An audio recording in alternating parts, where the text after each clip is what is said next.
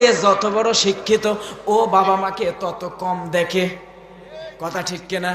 মাদ্রাসার হুজুরগুলা, মসজিদের ইমাম সাহেবগুলা, এরা কিন্তু অল্প টাকা বেতন পায়, সন্তানকে লেখাপড়া করায়, বাবা মাকেও ভরণ পোষণ দেয়, আবার সন্তানের জন্য মাসে মাসে ব্যাংকে গিয়া টাকাও জমা করে। কথা বলেন ঠিক কিনা?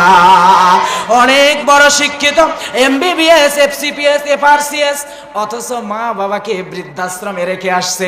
এইরকম ইতিহাস এই আনারপুরে মনে হয় নাই? আছে? আছে? ও বন্ধুরে, সন্তান হইছে 3টা। কয়টা? সন্তান 3টা। একটার চেহারা দেখতে খুবই ভালো, হ্যাভি চেহারা ভালো, আরেকজন দেখতে হচ্ছে ময়লা, এনা খাটো সাইজ।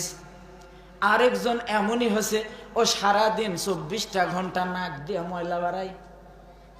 ওই চিন্তা করিচ্ছে যেটা নাক দিয়া ময়লা বাড়ায় এটা ক্লিয়া যায় দিমু হাফিজিয়া মাদ্রাসাত, যেটা না খাটো দেখতে ময়লা ওটা ক্লিয়া যায় দিমু আলিয়া মাদ্রাসাত, আর যেটা টসটসা সুন্দর ওটা ক্লিয়া যায় 1 কেজি দিয়া পেঁয়াজি বানামু, 10 বছর পরে ভাজমু আর খামু। কথা কোন ঠিক কিনা?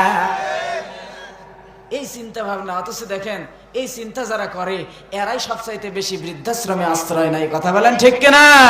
আপনার সন্তানের ভিতরে যদি মাদ্রাসার শিক্ষা থাকে, আপনার সন্তানের ভিতরে যদি কোরআনের শিক্ষা থাকে, আপনার সন্তান ওসি হবে, ডিসি হবে, এসপি হবে, NSI হবে, সব কিছু হবে, কোনো সমস্যা নাই।